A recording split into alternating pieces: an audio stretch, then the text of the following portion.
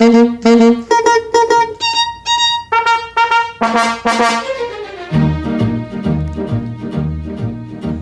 compare, ci può suonare, chi si suona un friscaletto, e come si suona un friscaletto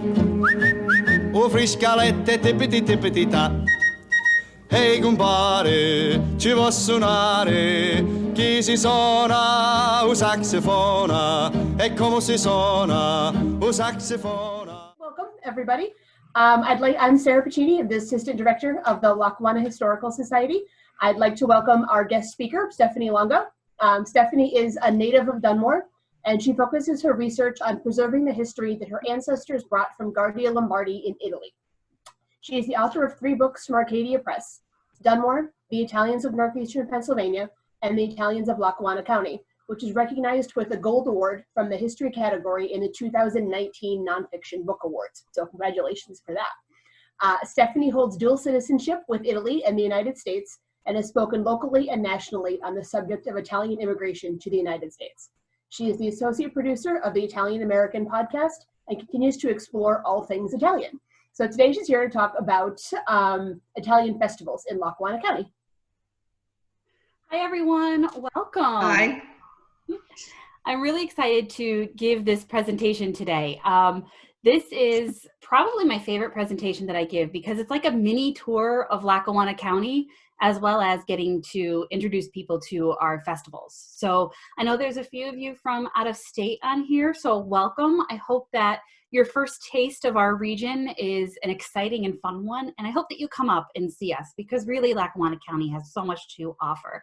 And you have to go and see Marianne and Sarah at the Lackawanna Historical Society because what they do is so important for our area, and you'll find not only local history in there, but you're going to find national history that you didn't know about.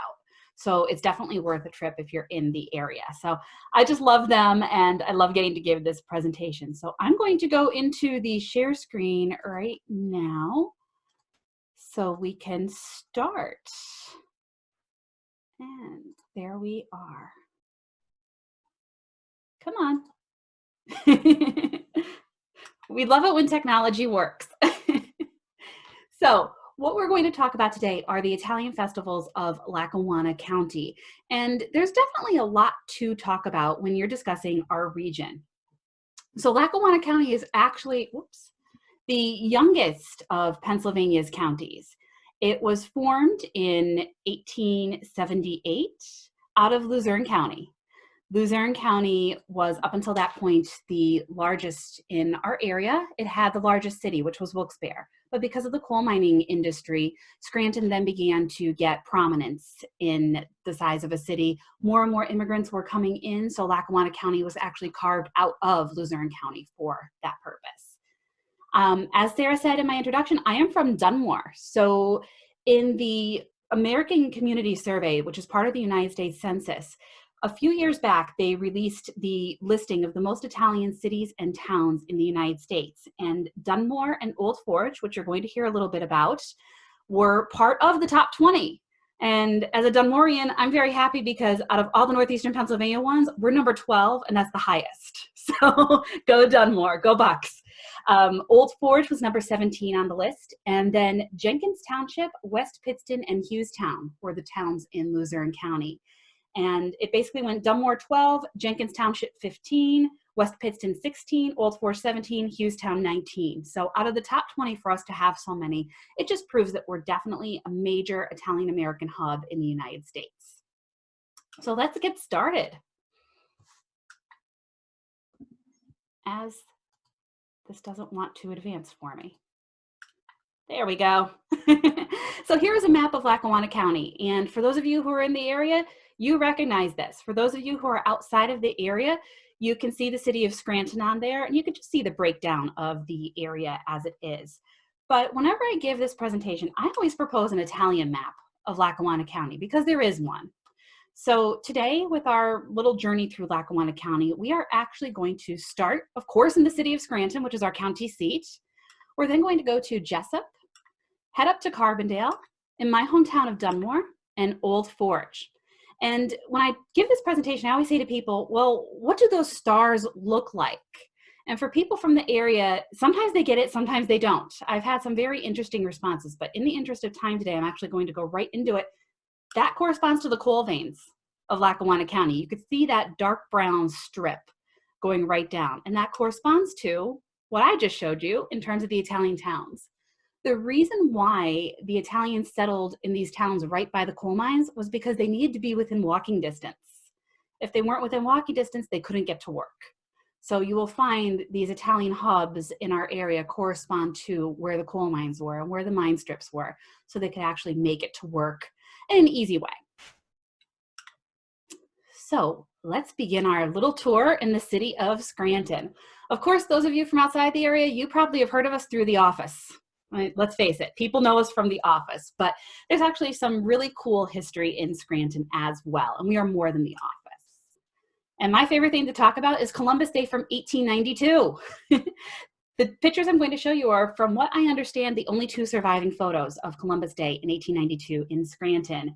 It was on October 21st, and people were woke up in Scranton with a cannonball that was shot out of the Watrous Armory at 4:30 in the morning. And if you're like me, I would have been like, oh God, no, don't do this. But people were warned ahead of time. I've seen some articles in the Scranton Times preparing people for that, so they knew it was going to happen. And that morning, there was a mass at St. Peter's Cathedral celebrated by Bishop William O'Hara, and it was in honor of the Italian citizens of the area. What this whole Columbus Day celebration was about was actually to dedicate the Columbus statue on Scranton's Courthouse Square. And they wanted to make this into a giant party for the city. And that's exactly what it was. If you look at some of the old records, it's actually larger than Scranton's St. Patrick's Day party, which Scranton has the third largest St. Patrick's Day party in the United States. So for this Italian celebration to even be larger than that, you know there was a lot. Storefronts in the downtown area were actually encouraged to decorate. From what I understand, the Samters building on Penn and Lackawanna Avenue had a giant life-sized replica of the statue that was going to be dedicated. And everybody was just really prepared to celebrate Italian heritage at that time, which, if you're looking at 1892 with how Italians were treated when they came over, the fact that Scranton was celebrating Italians at this time is very noteworthy, because usually they weren't celebrated, they were discriminated against. But in this case, the Italians of the area got together with the mayor of the city and they said, let's celebrate. And that's exactly what they did. The statue was dedicated that day, as I said. And if you see the gentleman, he's in the middle. He's the short man in between the three gentlemen in the dark coats, and he's the shortest of those three. That is Frank Carlucci. Frank Carlucci is very important to Lackawanna County heritage as well as national Italian heritage. He's the guy that sculpted the steps at Ellis Island. So the grand staircase that the immigrants would come down when they arrived, he sculpted that. And the really cool thing is he sculpted that with stone that was taken from a quarry in Forest City, Pennsylvania. So Susquehanna County, so right over the border from here. So the first step that the immigrants had when they got into the New World was actually on northeastern Pennsylvanian soil, which is really awesome. Frank Carlucci also did the Radisson Lackawanna Station Hotel. He did that facade as well. And the interesting story about our Columbus statue is that he didn't really have a place to work. You're looking at Scranton at that time, we didn't really have a lot of art studios and anything going on. So that Columbus statue that you see on Courthouse Square was sculpted in his yard. He lived on Madison Avenue in Scranton, close to the hill section. He lived just off of Ash Street, so in that vicinity. And he would be sculpting maybe the torso one day, the legs another day, the head another day. So you would actually go by his house and see body parts in his yard. So that is just a little side note on the Columbus statue downtown. But this is part of the dedication. They wanted to make it into a reenactment of Columbus discovering the New World. So that's why you see some of the Roman and Native American costumes there. They're bringing the Italian into the New World. And it was just really a giant celebration for the city. The Scranton police actually had to consider getting the fire department in to open up the fire hoses. That's how large the crowds were. Very, very difficult place to be that day. I don't think I would have survived that day. I don't like crowds. So what you're seeing in front of you now is the Columbus statue that was dedicated that day. I know that there's a lot of controversy surrounding Columbus throughout the Italian American community. And some places are getting rid of Columbus celebrations altogether in favor of Indigenous Peoples Days. Some people are actually in Colorado, they got rid of Columbus Day and substituted that with a celebration in honor of St. Francis Cabrini, who also ministered in Scranton. It just depends on where you are and what the political climate is.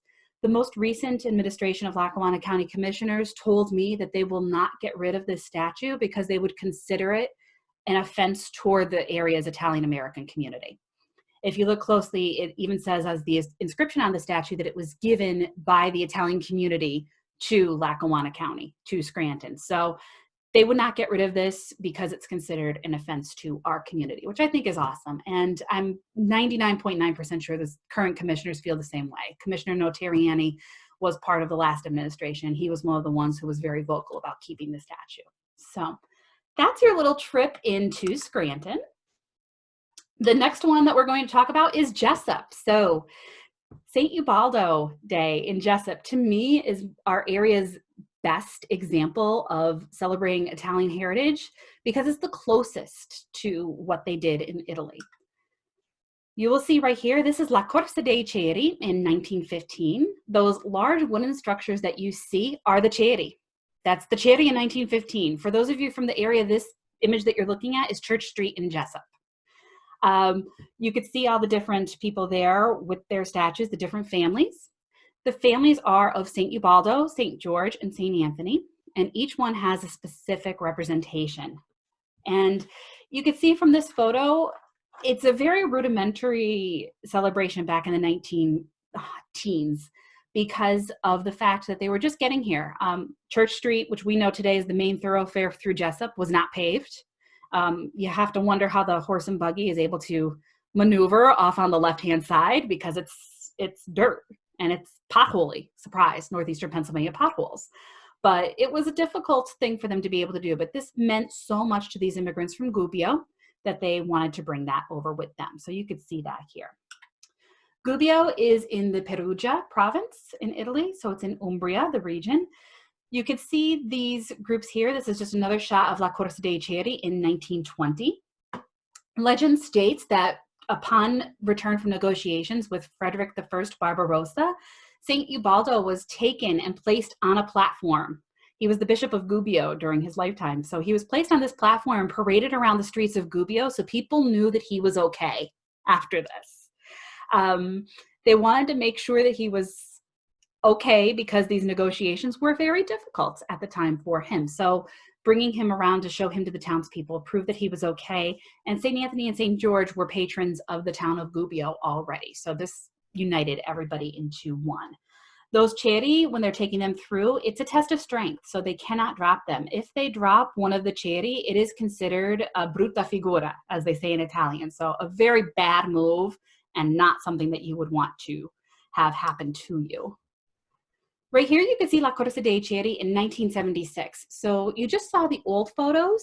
This one is after it came back. So when the Korean War happened, all the men in Jessup were over fighting in the war. So they actually suspended La Corsa dei Ceri for several years until 1976 when the United States celebrated its bicentennial and Jessup celebrated its centennial. They wanted to do something to celebrate the Italian heritage of the town. So they thought, well, why don't we do something that we hear people talking about? They remember La Corsa dei Ceri. Why don't we try to bring it back? So they established communications with Gubbio, and they still have this really tight bond with Gubbio today. In this picture, it's actually the alzata, so the raising. What you see is each one of the families, and it's a better vision now of the families than the black and white photos. So the blue is actually the family of St. George, and they are the tradesmen and the merchants. That's who he represents. The yellow is St. Ubaldo, and he represents the stonemasons. And the black is for St. Anthony, and he represents the peasants or the laborers of the town of Gubbio. So all three of those have a specific representation. And you can also see the landscape too of northeastern Pennsylvania behind, which is very similar to what you would find in Gubbio. You'll find the Italians of our area settled in specific locations because they reminded them of their original families' towns. And that's one of the reasons why Jessup has such a large population from Gubbio. During that alzata, those gentlemen that you see on the top of the soon-to-be the Cero, they are the capo dieci, so they are the head of 10. There's 10 ceraioli who actually carry the Cero, and that person that's on the top is the capo, the boss. And in a few minutes after this photo was taken, they would receive a vase that was hand-painted called a brocca. This brocca would be thrown from the top of the Cero, and that's just for good luck. And then they have it, so this way the capo dieci can then have a piece of the brocca afterwards as a remembrance, because it's a very big honor in Jessup to be the capo dieci. What you see right here is the statue of St. Ubaldo that is in the St. Ubaldo Cultural Center in Jessup. And that is actually Church Street. So if you remember back to the original photo that I showed you, this is what it looks like today. That statue of St. Ubaldo that you see was given to the town of Jessup in honor of that strong relationship that the two towns have. What happens every year is that a group of people from Jessup goes over to Gubbio. Their celebration for St. Ubaldo is the week before Jessup's. Jessup's is always at Memorial Day weekend. And then a contingent from Gubbio comes over to Jessup. In light of everything that's going on, from what my friends in Jessup have told me, everything is still on. They're going to have it unless the situation is still what we're dealing with today. If they end up postponing it, they will redo it at some point, but they always take their cues from Gubbio. So the Jessup Corsa dei Ceri will never be done before Gubbio's. So they're kind of waiting to see what Gubbio does, and then they will follow suit. If Gubbio cancels it, they will cancel it. It's just one of those things that it would be disrespectful to Gubbio if they went ahead with theirs. So it's one of those things we're just kind of watching and waiting. And I think that's what you're going to see with all these Italian festivals that I'm talking about this afternoon. The next one I'm going to talk to you about is back in Scranton. It's over Father's Day weekend, and it's the Madonna della Buda. So La Madonna della Buda comes to us from San Mango d'Aquino in Calabria. We have a small contingent of people whose origins are from San Mango d'Aquino in Scranton's Bull's Head section. So just outside of Green Ridge, that area had a very strong contingent of people from San Mango d'Aquino. If you go to where the Actors Circle Theater is today, if you look at the building, it will actually say San Mango d'Aquino Mutual Aid Society. That was their society. A mutual aid society was done by people coming from the same town, usually from Italy, or other Italian Americans that wanted to get together. And they would contribute money, kind of like a rudimentary insurance policy, to help people if something, God forbid, happened to them. So for example, say somebody was killed in the coal mines, this money would then be used to help the widow's family. So you'd pay a little bit of money into this fund, and then the fund would be spent on members as things went. So La Madonna della Buda is celebrated every Father's Day in McDade Park in Scranton with a procession. And you could also see the pictures there of the procession and the mass that they hold in the park on Father's Day weekend. The San Mango d'Aquino Society is a very small society here, very much kept to the Bull's Head and West Side sections of Scranton, but it still is active. This is their major event that they do for the year. Moving right along, we're going to go to Carbondale. And this festival has gone on for 90 years or more in Carbondale. It's definitely one of Carbondale's big celebrations for the summer. This is in July. It's Our Lady of Mount Carmel, and it was brought over by immigrants from Sicily to Carbondale. And what you could see there is part of this procession. And you could see the dollar bills, and you also saw that in the procession for La Madonna della Buda. Each dollar back in the day when immigrants were coming over would be worth $25 today. So when they were pinning that on the sash of these saints, it was considered just such a big sacrifice for the family. So you might think to yourself, oh, $1, like I have $1, that's fine. But if you look at what it was worth back when people were coming over, it was actually worth about $25. And you could see the curious thing about this one is that the men actually bring the Virgin Mary back while the women run ahead to prepare Our Lady of Mount Carmel Church for her arrival after the festival. This festival to me, it's kind of an interesting one for me to talk about, because one of the presentations that I gave, not on festivals, but it was another Northeastern Pennsylvania presentation when I was coming out with my third book, was I was at the Carbondale Library giving a presentation for them, and a gentleman stopped me and he's like, "Did they tell you about the first church?" And I was like, "No, what's the first church?" And come to find out, there was an original Our Lady of Mount Carmel Church in Carbondale that has since been torn down. And this gentleman, his name was Patrick, went with one of his friends. They actually spoke to the people who purchased the property that this church was originally on, and they erected a little monument in Carbondale for that original church. So if you're driving around, it's kind of a hard one to find, but once you find it, you're like, okay, there it is.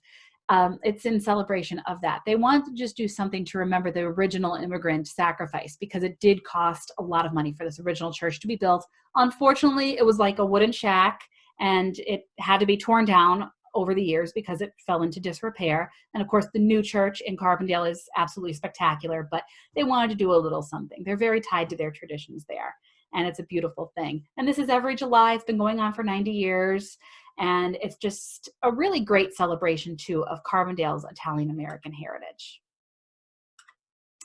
And now we're headed into my hometown of Dunmore. And we Dunmorians, especially those of us from the Bunker Hill area, are very protective of the next procession I'm going to talk to you about. This is the procession in honor of Saint Rocco. Saint Rocco is the patron saint of my family's town, Guardia dei Lombardi in Italy. So the legend states that Saint Rocco actually saved our town in 1656 when a plague was happening. And kind of similar to today, a lot of Italian Americans are praying novenas to Saint Rocco today. In 1656, when this happened, people were praying to Saint Rocco. The plague was so bad that it killed 1,100 of Guardia's 1,450 residents. So it almost annihilated our family's town completely. And Saint Rocco saved our town from this. You'll find in that section of Italy, in Campania, a lot of the towns have Saint Rocco as a co-patron. Our town has Saint Leo as well as Saint Gaetano as co-patrons with Saint Rocco, but Saint Rocco was elevated to that status because he saved our town. So just like Saint Ubaldo for Jessup was elevated to a patron status because of his role with the negotiations, Saint Rocco as well was elevated in our town. And you could actually see some of the little chapels and things in his honor in Guardia if you go there today. So what you're seeing right here is the Saint Rocco procession in Bunker Hill in about 1990. Bunker Hill is an interesting little neighborhood of Dunmore because it's split between Dunmore and Scranton. And this procession splits. So it starts in Dunmore, at some point you're in Scranton, then you're back in Dunmore. It just is what it is. A lot of Guardiers settled in Scranton's Petersburg section, which they also refer to as Bunker Hill, depending on who you're talking to. My family, when they came over, originally settled in Bunker Hill, but by the time they could afford a house, couldn't afford one in Bunker Hill, Dunmore, so they ended up in Petersburg, Scranton. And now my mother and I are actually living in Dunmore. We overlook Bunker Hill, and all of our neighbors are Guardiers. So it's because they couldn't get into Bunker Hill because it was so big. And again, you could see the statues in St. Rocco's Church in Dunmore right there. You see St. Rocco in the middle, St. Joseph, as well as the Virgin Mary. This festival is almost a carbon copy of what it is in Guardia at the time of the 1990s. It changed a little bit after the diocesan restructuring in the mid 2000s, when St. Anthony's in Dunmore and St. Rocco's were actually combined into one parish. So St. Anthony's in Dunmore is actually a parish of people from Calitri, Italy. And Calitri is about maybe 10-15 minutes away from Guardia.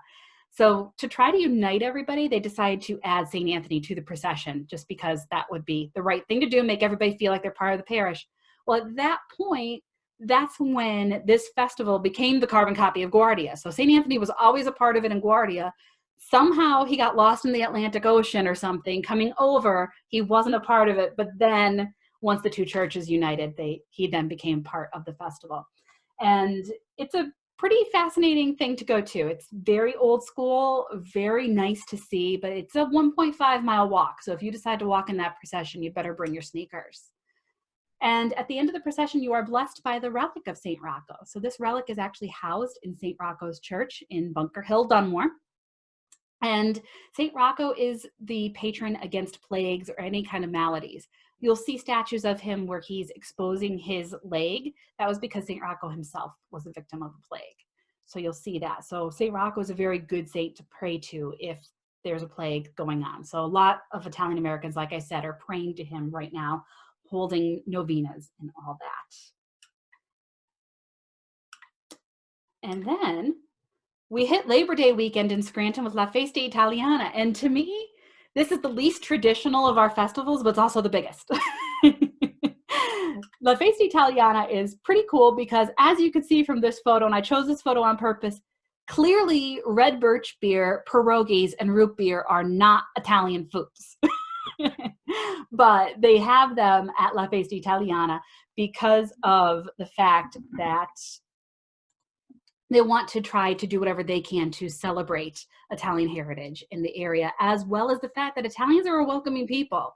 And northeastern Pennsylvania is kind of a melting pot of ethnicities, if you really think about it. So they want to include everybody. Part of what I really appreciate too is that they're including the newer ethnic groups that are coming in. So we have a lot of people coming in from India, Asia, Africa, and they're also included into this. So it's La Festa Italiana to celebrate the Italians of our area, but everybody's welcome in the welcoming spirit of Italians. You get to hear a lot of Italian American music. It's really a lot of fun. They get musicians in from New York, Philadelphia, the larger Italian American hubs. You get to listen to some great music. Even some regional bands come in, like the Poets and some other ones, just to perform at this festival. And of course, the food. Northeastern Pennsylvania is known for its pizza. You could try just about every kind of pizza imaginable at this festival, as well as the different types of food. They even get vendors in from New York City and some other Italian hubs for this festival as well. You could also buy the really cool little pins there. I have my Kiss Me, I'm Italian pin that my mother bought me when I was about 5 years old at the festival. I still have it to this day. So you could get all the cute little Italian novelties there. And it's just a really great event. So that's Labor Day weekend. And we're going to conclude our tour with Old Forge. So Old Forge closes festival season in northeastern Pennsylvania, at least for Lackawanna County's Italian groups. And this is Our Lady of Constantinople for the Felites. So people from Old Forge, most of them can claim their origins from the town of Filito in Campania. This veneration to Our Lady of Constantinople dates back to the 1790s. And much like St. Ubaldo, it was discontinued in the 1930s, 1940s, partly because of the Great Depression, and it stayed discontinued up until about the 1980s. There just weren't people to do it. And again, they revived that in the 1980s as a celebration of their history and culture. What I like the most about when I talk about this festival is that you get to see the children really take an active role.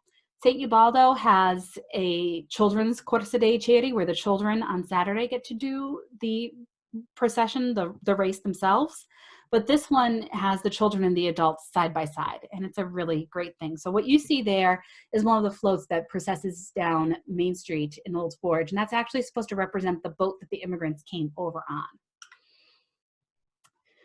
The procession walks through downtown Old Forge, and what you can see there is Our Lady of Constantinople being taken. She actually goes to the chapel in her honor. It's on 3rd Street in Old Forge, and that's where the celebration takes place at the end of it. They built this chapel a few years back just so they had a place to actually place the statue in case of inclement weather or anything during the festival. It's absolutely beautiful in there if you get a chance to check it out. That rosary that those girls are carrying is a handmade rosary. So everything that you see that they include in this procession is handmade. They really try to do a lot to keep it as traditional as possible, and so they could teach the children the handcrafts of their ancestors. What you see there, these young ladies are carrying a basket of blue carnations. So blue is the color of the Virgin Mary. And what they do, it's at St. Mary's Church in Old Forge, as part of Prince of Peace Parish now. And that's back where those, you could see a lady in red and a lady in black and white coming down. That's the street where the church is located on, and they're coming out onto Main Street right there.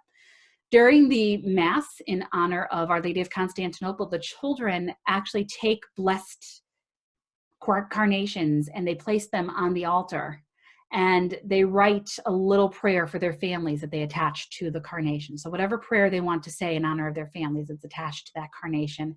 And then those carnations are then taken, as you see, to the chapel and placed in front of the Virgin Mary in her form of Our Lady of Constantinople. And then there she is in her chapel, and you can see the Rinaldi boys there. Yes, that's Rinaldi's restaurant in Old Forge. That's their family. They make these sashes for the families to wear, and they could choose how they want the sash to look, but it either has the name of the immigrant that came over or the family name of the immigrants that came over. It's their way of bringing their ancestors into the festival, so this way they could be remembered as well. So when they're walking down the street to go to the chapel and part of this procession, they actually are walking side by side with their ancestors, is the whole idea for that. So we had a little mini tour of Lackawanna County today. We got to go to Jessup for La Corsa dei Ceri, also known as St. Ubaldo Day. We got to go to Scranton for La Madonna della Buda, as well as La Festa Italiana. We went up to Carbondale for Our Lady of Mount Carmel, headed to my hometown of Dunmore for St. Rocco, and then we ended our tour in Old Forge with Our Lady of Constantinople. And that is our Italian festivals in Lackawanna County. Thank you all for tuning in. We'll send out more information next week. Marianne will do a program about architecture in Scranton.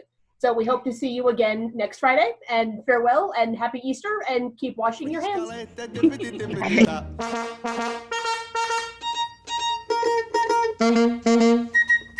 Tippity tippity, tippity tippity top.